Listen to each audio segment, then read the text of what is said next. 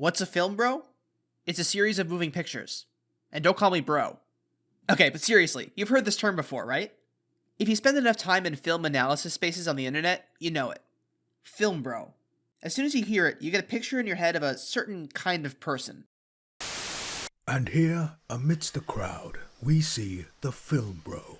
Watch as he tries to attract a mate by impressing her with his breadth of cinema knowledge. Yeah, so Quentin Tarantino is pretty much the most genius director in history. I love how he told Pulp Fiction out of order. Only a real auteur would ever think to do that. I was gonna watch Parasite, but reading subtitles is so annoying. Did you know that Joker is inspired by the Martin Scorsese movies Taxi Driver and The King of Comedy? That's so cool. Movies used to be so much better back in the day. Ugh, that new female lead in the latest blockbuster is such a Mary Sue. Man, I can't believe you've never seen Fight Club. What's the matter with you? You're seriously missing out. Tyler Durden is like my hero. A film bro is a guy who loves talking about movies, but he only ever talks about certain kinds of movies, and he only talks about those movies in certain ways. And most importantly, he sucks. He's not fun to talk to, and when he talks about movies, you just want him to shut up. But what really makes a film bro a film bro? Like, what's the actual definition? Like many terms relating to art, it can be harder to define than you think. As someone who likes films and is perceived as male, I've been curious about this concept for a while. Let's see if we can break down what a film bro actually is, what people mean when they call someone a film bro, and why film bros are like that.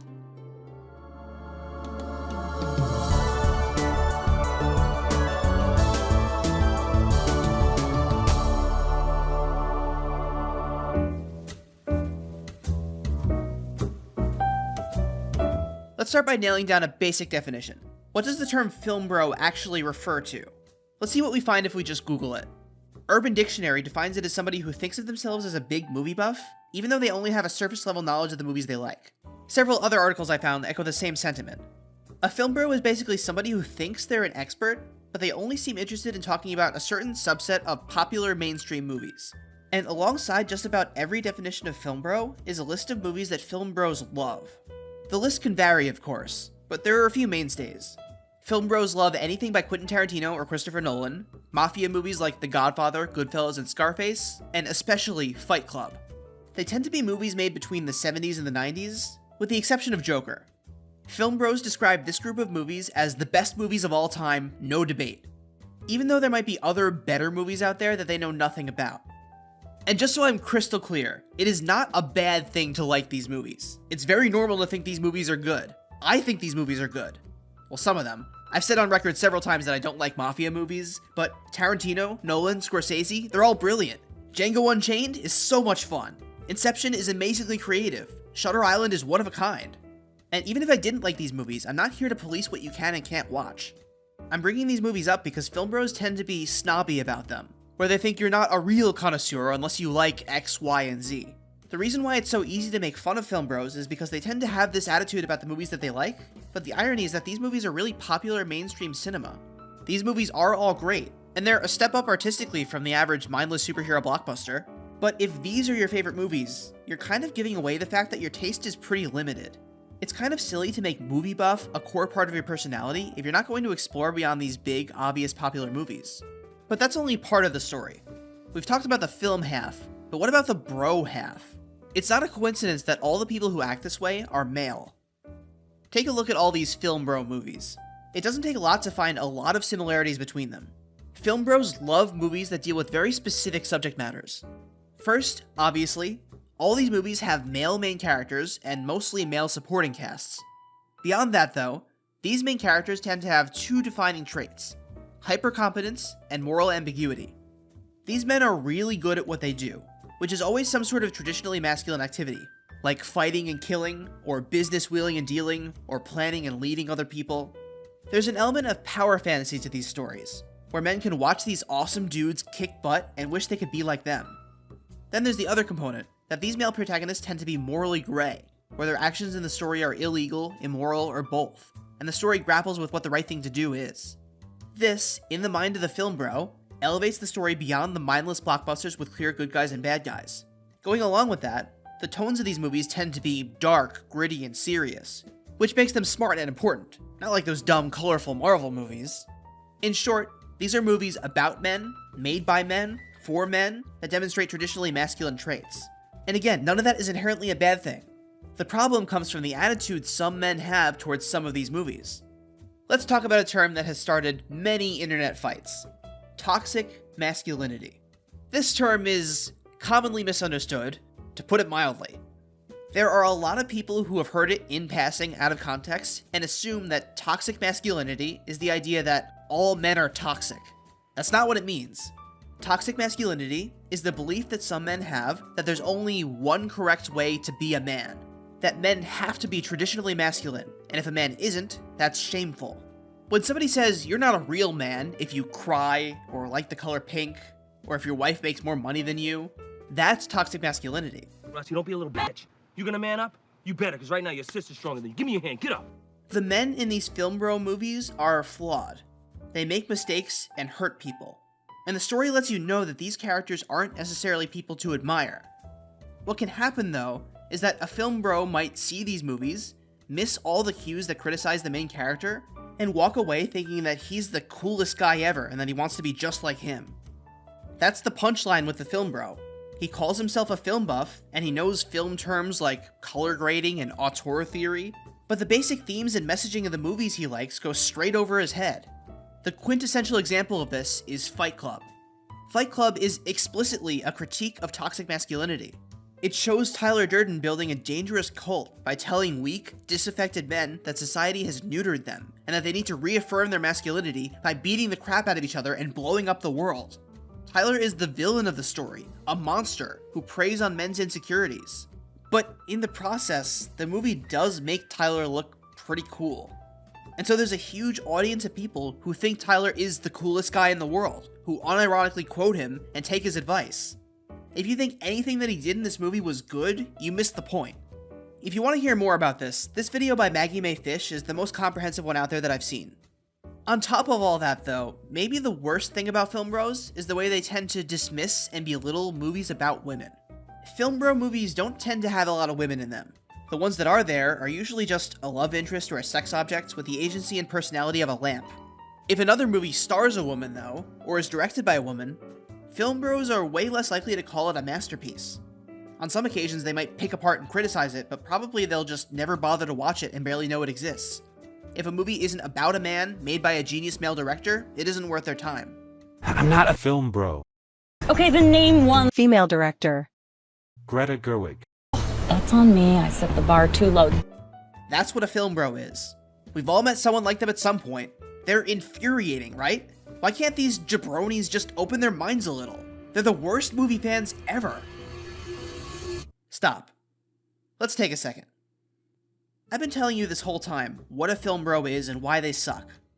I've also said that everyone meets a film bro on occasion, but I've been leaving some key things out of the conversation. I want to do more than just give a basic definition of film bro and then complain about them. Let's add some nuance here. If you haven't already, can you take a second to think of a specific person you know whom you would describe as a film bro? Maybe some of you can, but I bet for a lot of you it's not so easy. You might know that there are people out there who act like this, but when it comes to personal experience, all you might have are one-off interactions. A dumb tweet or two that you read once. A single conversation with a stranger at a party. True film bros probably exist in certain spaces, but like, when I researched for this video and I read as many articles about film bros as I could, a lot of them started with the line, "When I was in film school." I think this is a classic example of a specific term used by a particular in-group that then proliferated on the internet to people outside of that group. The typical person outside of film schools and film spaces doesn't know any actual film bros, but they do still recognize a sort of emotional truth to the concept. I think to the average internet goer, the popular image of a film bro is an aggregate of lots of individual actions and opinions from many different people. This is something the internet loves to do. It's a lot easier to direct your anger at a specific person or group of people than it is a concept. So sometimes the internet creates an imaginary stand-in, a straw man. The film industry is mostly a big boys club, and it has been ever since it was created. Men made the movies, men starred in the movies, men paid money to see the movies, and male film critics decided which ones were masterpieces. That has left a lot of women, people of color, and LGBTQ people feeling like they don't fit in. If you're not a straight white guy, it can often feel like most movies aren't made for you, or that if you want to make movies yourself, you might not be allowed to. This has led to generalized resentment towards the state of movie making. But again, there isn't any specific person or people you can blame for institutional sexism. It comes to be through countless actions of countless people. And there are very few real men who fit perfectly into the category of film bro. There isn't one guy who has all these specific movies in his personal top 10, and never watches any movies directed by women, and self-identifies as a movie buff, and mansplains to anyone who will let him about why Stanley Kubrick is a genius, and has never seen a foreign film, and misunderstands the themes of half his favorite movies. There's not one boogeyman we can blame for all the bad attitudes about movies. Instead, it's a random guy on Twitter complaining that the Barbie movie hates men, your friend's boyfriend who is really annoying about loving Tarantino, a guy on the subway with a Tyler Durden quote tattooed on his arm, your favorite female filmmaker's latest movie bombing at the box office even though it was really good, a top 10 movies of all time video that includes 6 mafia movies but none with a female main character, a coworker who once told you that he hates when his wife makes him watch chick flicks, the fact that chick flick is a term that exists but there's no term that means movies for men because that's just most movies. These things collect and wear people down over time. But when it comes time to vent and complain about this stuff online, it's hard to single out just one of them without seeming like you're overreacting. It's a lot simpler to imagine a specific group of people who do all of this. So, the term film bro is born. So the concept of a film bro is a real thing. It just might be more metaphorical than a literal person. He's a representation of the many ways that men in film spaces intentionally or unintentionally shut out women. For most intents and purposes, that's what a film bro is.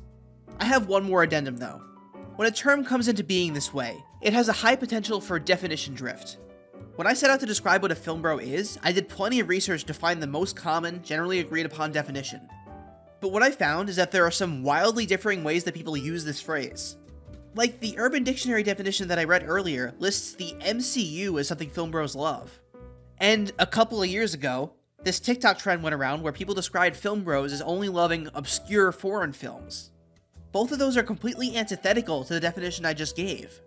When so many people use the term film bro to vent, it can end up just meaning male movie fan I don't like, which can be a problem. This TikTok trend got a lot of well-earned pushback because people were using it to make fun of anybody who likes non-mainstream movies, and they were using it as an excuse not to expand their own taste by branding anyone with different tastes as a film bro. It's anti-intellectual, an excuse not to engage with more complex movies. Beyond that though, if you call all these different kinds of movies film bro garbage, you end up feeding into the very problem that created film bros in the first place. Calling something a film bro movie implicitly gives ownership of that thing to men. You're saying that this thing is for men, not for women. And we just got done talking about how movies as a whole are too dominated by men.